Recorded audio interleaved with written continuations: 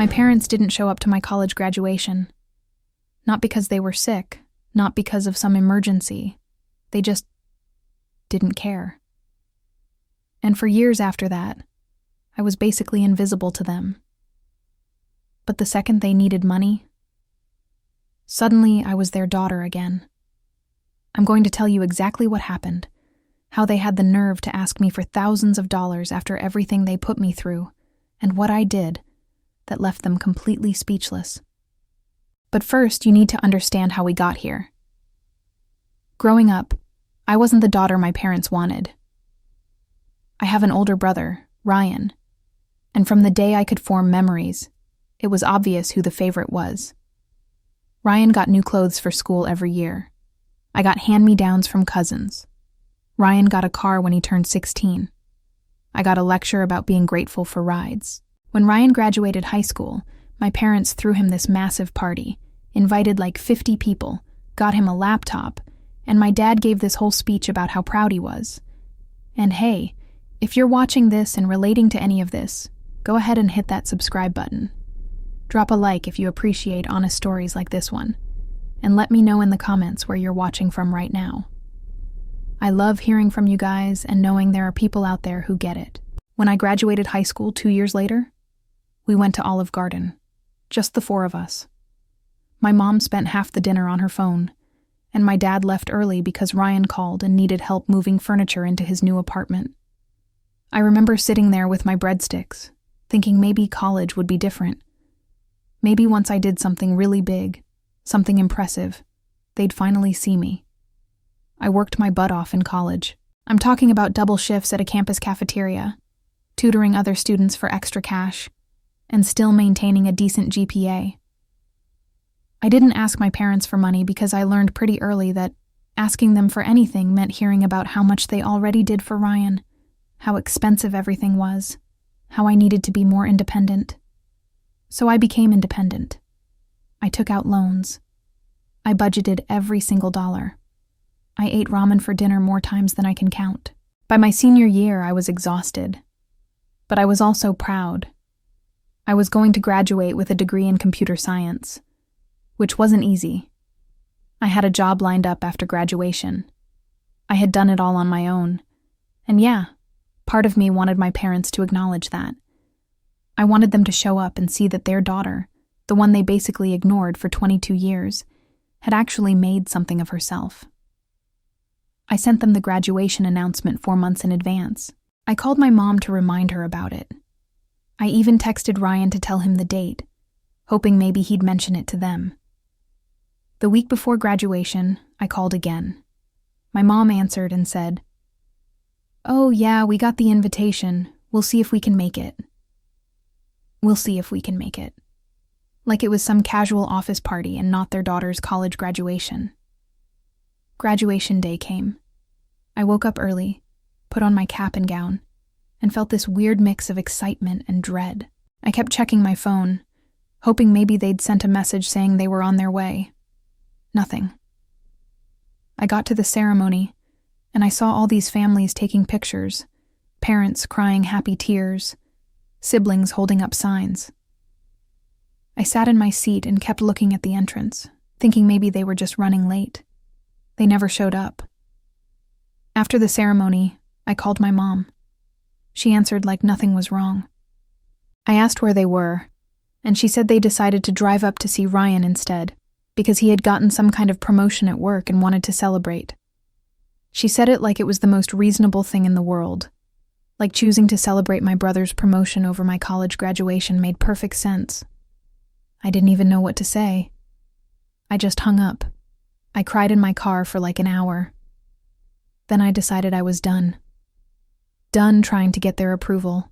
Done pretending like we were a normal family. I didn't call them after that. I didn't text. I blocked their numbers and removed them from my social media. If they wanted to pretend I didn't exist, then fine. I'd return the favor. For 3 years, I heard nothing from them. Not on my birthday. Not on holidays. Nothing. And honestly, my life got better. I focused on my career. I made actual friends who cared about me. I started therapy and worked through a lot of the pain I'd been carrying around. I moved to a new city, got a better job, and started building a life that didn't involve waiting for my parents to notice me. I started dating someone who actually valued me. I adopted a cat. I decorated my apartment exactly how I wanted it. I took trips with friends and posted pictures without worrying about whether my family would see them or care. For the first time in my life, I felt free. I wasn't constantly wondering why I wasn't good enough, or what I could do differently to earn their love. I just existed, and that was enough. My career took off during those 3 years, too. I got promoted twice. I was making good money, way more than I ever thought I would right out of college. I paid off a big chunk of my student loans. I started saving for a house. I was proud of myself, and I didn't need anyone else to validate that. The little girl who sat alone at Olive Garden after her high school graduation had grown into a woman who didn't need her parents' approval to know she was worth something. Then, out of nowhere, my mom called. I didn't recognize the number because I had blocked her old one, so I answered. The second I heard her voice, my stomach dropped. She didn't start with an apology. She didn't ask how I was doing or acknowledge that we hadn't spoken in 3 years. She just launched into this whole story about how Ryan was in trouble. Apparently, Ryan had gotten himself into some serious debt. He'd made bad investments, blown money on stupid stuff, and now he owed someone $5,600. And for some reason, my parents couldn't cover it. My mom said they'd already drained their savings helping him out before, and now they were turning to me. She said it so casually, like it was obvious that I'd help, like we were a close family who helped each other out. I was so shocked that I didn't say anything for a few seconds. Then I asked her if she was serious. She said yes, completely serious, and that Ryan really needed this money, or he'd be in even bigger trouble. I asked her why she thought I would give her a single cent after everything that happened. That's when her tone changed. She got defensive, said I was being selfish, said family helps family, said I clearly had money if I'd moved to a new city and had a good job. I laughed. Not like a happy laugh, but one of those laughs that comes out when something is so ridiculous you can't even process it. I told her that she and Dad skipped my college graduation to celebrate Ryan's promotion. I told her that for 3 years, neither of them reached out to me once. I told her that I didn't owe her, Dad, or Ryan anything. She tried to interrupt, but I kept going. I told her that I had built my entire life without them, that I had paid for college on my own, that I had celebrated every achievement alone because they couldn't be bothered to care. She went quiet. Then she said something that made my blood boil. She said, "You're really going to let your brother suffer because you're holding a grudge?" A grudge. Like years of neglect and favoritism was just me being petty. I told her that Ryan was a grown man who made his own choices, and those choices weren't my problem. I told her that if she wanted to help him, she could figure it out herself. Then I hung up. She called back immediately. I didn't answer. She left a voicemail saying I was ungrateful and that I'd regret this. My dad called next. I let that one go to voicemail too. He said I was being cruel, and that I clearly didn't understand what family meant. Then Ryan called. I actually answered that one because I wanted to hear what he had to say. He didn't apologize for anything. He just asked if I could loan him the money and said he'd pay me back.